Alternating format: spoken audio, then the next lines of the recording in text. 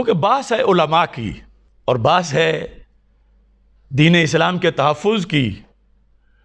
مخالف اگر یہ دلیل نہ بنا کے لاتا تو ہم کبھی بھی اس ٹریک کی طرف آتے ہی نہ.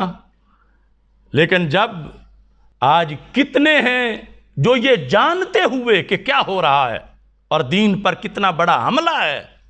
یہ اشرف آصف جلالی کا مسئلہ نہیں ہے، خدا کی قسم یہ مسئلہ تحفظ قرآن کا ہے، تحفظ ایمان اور تحفظ اسلام کا ہے. یہ مسئلہ سادات کرام اور سیدہ پاک رضی اللہ تعالی عنہا کی عزت و عظمت کی حفاظت کا مسئلہ ہے اور صدیق اکبر رضی اللہ تعالی عنہ کی صداقت کے تحفظ کا مسئلہ ہے. ہم تو اپنی سعادت سمجھتے ہیں کہ وہ انہیں گالیاں نہ دیں اور ہمیں دیں تو اس سے بڑا ہم نے اور کس کام آنا ہے کہ وہ جو گالیاں انہیں دینی تھی وہ ہمیں دے رہے ہیں. لیکن یہ سننے والے سنیں، یہ ہم پر اکتفا نہیں کریں گے. روزانہ ان کی زبانیں وہ بولتی ہیں جو شان سیدہ کے مناسب ہی نہیں، وہ ان کے ذمہ یہ روزانہ ڈالتے ہیں. میں نیک پاک پیروں شہزادوں، نیک پاک آل سادات، ان کے قدموں کی خاک کا بھی غلام ہوں.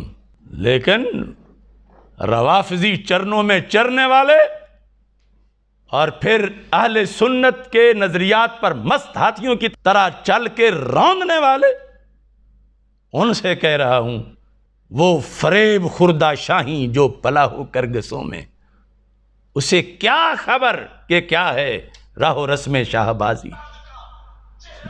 دھویں اور بھنگ کے اندر جا کر جنہوں نے صحبتیں حاصل کی ہوں، تجھے کیا خبر کہ کیا ہے راہ و رسم شاہ بازی. راہ و رسم شاہ بازی کہ ان فضاؤں میں اڑنا یہ پیر مہر علی شاہ کا کام ہے. ان فضاؤں میں اڑنا یہ داتا گنج بخش حجویری کا کام ہے. ان بلندیوں کی طرف جانا یہ اعلیٰ حضرت امام احمد رضا بریلوی اور حضرت خواجہ معین الدین چشتی اجمیری کا کام ہے. یہ بحر العلوم مسلم الثبوت کی شرح، علماء جانتے ہیں کہ اصول فقہ میں مسلم الثبوت کا جو مقام ہے، وہ مفتی جو کہہ رہے ہیں سلفن خلفن کسی نے یہ بات نہیں کی. یعنی سلفن خلفن پڑھ تو لو، پہلے پڑھو، تب پتا چلے گا کہ سیدہ کا ادب کیا ہے. بگوتروں نے توہین کرنے والوں کا کلچر چاٹ کر آج انہی کی بولی بولنا شروع کر دی.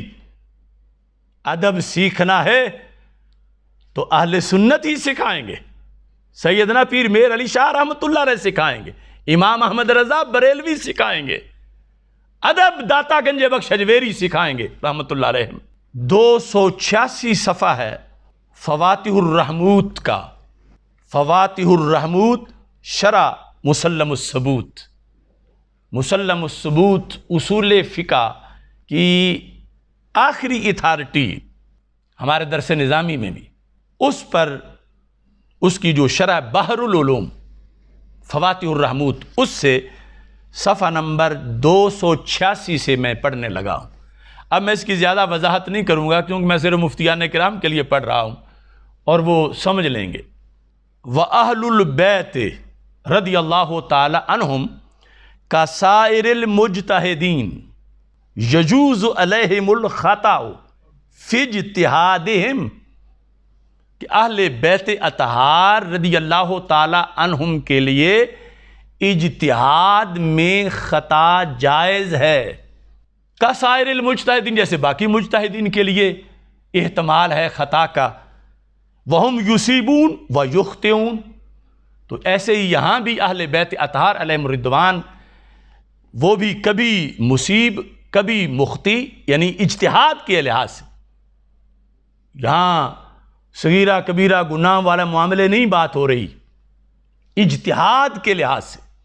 اور یہ باقاعدہ بحث معصومیت کی کرتے ہوئے روافض کا رد کر کے انہوں نے بات آگے شروع کی کہ روافض یہ کہتے ہیں کہ آل پاک کا کہنا بھی نبیوں کا کہنا ہے چونکہ ان کی طرح معصوم ہے. تو نے کہا نہیں، آل پاک معصوم نہیں، محفوظ ہیں. تو انبیاء علیہ السلام کے فتوے کی حیثیت اور ہے، اہل بیت اطہار علیہم رضوان کے فتوے کی حیثیت اور ہے۔ یہ اصول ہے اہل سنت کا۔ وَقَضَا يَجُوزُ عَلَيْهِمُ الزَّلَّةُ زَلَّةُ الْقَارِ علیہم اہل بیت وَهِيَ وُقُوعُهُمْ فِي أَمْرٍ غیر مناسب لمرتباتہم من غیر تعمد، یعنی بغیر ارادے کے ذلت۔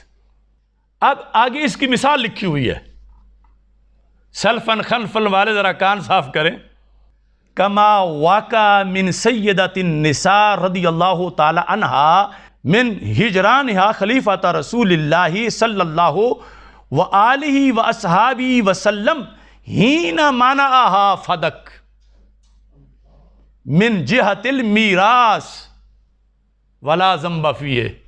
سلفن خلفن کہنے والوں، یہ تو ابھی درس نظامی ہے۔ درس نظامی میں اصول فقہ کے اندر، اس ایتھنٹک اتھارٹی کے اندر یہ لکھا ہے کہ اہل بیت اطہار علیہم الرضوان کے لیے اجتہادی خطا جائز ہے، اور اس کے جواز کے لحاظ سے آگے مثال کیا لکھی ہے۔ مثال جو ہے میں اس کا ترجمہ نہیں کرتا، لیکن عبارت میں پھر پڑھ کے سنا دیتا ہوں۔ کما واقع من سیدۃ النساء رضی اللہ تعالی عنہا من ہجرانہا خلیفۃ رسول اللہ صلی اللہ علیہ وآلہ وصحبہ وسلم حین منعہا فدک من جہت المیراث۔ تو یہ مثال دے کر خطا اجتہادی کی، آگے کا ولا ذنب فیہ، خطا تو ہے مگر ذنب نہیں ہے، ولا ذنب فیہ۔ تو کیا اپنا سارا اصول دفن کرو گے روافض کی خوشنودی کے لیے؟ کیونکہ عظمت سیدہ تو وہ ہے جو جس جہت پر پیر صاحب بول رہے ہیں، اور سارا یہ اصول فقہ ہے۔ یہ جو اہل بیت اطہار علیہم الرضوان خطا اجتہادی سے معصوم نہیں تھے، اس کا انہیں بھی پتہ تھا، اور اس قانون پر وہ خود قائل تھے کہ ہم سے اجتہادی خطا ہو سکتی ہے، اس کے وہ خود قائل تھے۔ اس پر پھر انہوں نے دلیل پیش کی۔ وَيُفِيدُ أَيْضًا عِلْمًا ضُرُورِيًّا بِأَنَّ أَهْلَ الْبَيْتِ رضی اللہ تعالیٰ عنہم أَيْضًا كَانُوا عَالِمِينَ بِعَدْمِ عِصْمَةِ أَنفُسِهِمْ مِنْ هَذَا الْخَطَأِ الْاجْتِهَادِي، کہ خود اہل بیت اطہار کو بھی یہ پتہ تھا رضی اللہ تعالیٰ عنہم کہ خطا اجتہادی سے ہم معصوم نہیں ہیں، خطا اجتہادی ہم سے ہو سکتی ہے، اس کا انہیں خود بھی علم تھا۔ الم ترى، اب مثال دیکھو، الم ترى کیف رد ابن مسعود رضی اللہ تعالیٰ عنہ قول امیر المومنین علی رضی اللہ تعالیٰ عنہ فی عدت الحامل المتوفى عنہا زوجہا، کہ حاملہ جس کا خاوند فوت ہو چکا ہو، اس مسئلے میں عبداللہ بن مسعود رضی اللہ تعالیٰ عنہ نے حضرت مولا علی رضی اللہ تعالیٰ عنہ کا قول رد کر دیا کہ تمہارا قول درست نہیں۔ تو رد جب کیا تو حضرت مولا علی نے یہ نہیں کہا کہ ہم اہل بیت ہیں اور ہمارا قول رد نہیں ہوتا، خطا کا امکان ہی نہیں ہے۔ مولا علی نے تسلیم کیا۔ عبداللہ بن مسعود رضی اللہ تعالیٰ عنہ کے رد پر مولا علی نے اس اصول کو تسلیم کیا کہ اجتہادی خطا ممکن تھی۔ تو یہ تو ساری پہلے مثالیں دی گئی ہیں، اور اس میں نقص نام کی کروڑواں حصہ وہ بھی نہیں۔ یہ ان کی فضیلت ہے کہ اجتہاد میں خطا ایک نیکی اور ثواب اسے کہا گیا ہے۔ یہ سلفن خلفن کہیں جن کے کانوں کو پتہ ہی نہیں، تو یہ تو ساری مثالیں لکھی ہوئی ہیں، اور یہ اصول کا حصہ ہے۔ میں کوئی اخبار نہیں پڑھ رہا، میں درس نظامی کے نصاب کی اتھارٹی جو اصول میں وہ پڑھ کے بتا رہا ہوں۔ اور اس پر پھر آگے باقاعدہ آیات لکھ کر وہ کئی مثالیں دی کہ فلاں مسئلہ میں مولا علی رضی اللہ تعالیٰ عنہ سے فلاں سے ابھی نے یہ اختلاف کر کے ان کا قول رد کیا، تو انہوں نے یہ نہیں کہا کہ ہم اہل بیت کی تو خطا ہو ہی نہیں سکتی، تم میرا قول کیسے غلط ہو سکتا، بلکہ انہوں نے تسلیم کیا اس حقیقت کو کہ اجتہادی خطا کا امکان ہے اور وہ عیب نہیں، چونکہ غیر نبی ہیں اور ان کے لیے اجتہادی خطا عیب نہیں بلکہ باعث اجر و ثواب ہے۔ اس بنیاد پر وَلَمْ يُنْكِرْ امیر المومنین علی علیہم، یہ جس نے بھی ان کے مقابلے میں ان کا رد کیا تو مولا علی نے کسی پر انکار نہیں کیا کہ تم کون ہوتے ہو، ہم تو آل ہیں، آیت تطہیر ہمارے حق میں ہے اور تم ہمارا قول رد کر رہے ہو۔ نہیں، جس نے دلیل کی روشنی میں رد کیا، دلیل واضح تھی تو مولا علی نے تسلیم کیا اسے۔ اب فَقَدْ بَانَ لَكَ، او سننے والے تمہارے لیے ظاہر ہوا کیا، ان الاجماع القطعی الداخل فیہ اہل البیت، وہ اجماع امت کا جو قطعی ہے جس میں خود آل بھی شامل ہے، وہ اجماع کیا ہے؟ حاکمن، وہ اجماع حکم کر رہا ہے بِأَنَّ لَا عِصْمَةَ فِي أَهْلِ الْبَيْتِ بِمَعنَى عَدْمِ جَوَازِ الْخَطَاءِ الْاجْتِهَادِي مِنْهُمْ، یہ اجماعی عقیدہ ہے جس کو آج توہین کہہ رہے ہیں۔ اہل سنت کا وہ اجماعی عقیدہ جس اجماع میں اہل پاک خود پارلیمنٹ میں بیٹھی ہوئی ہے،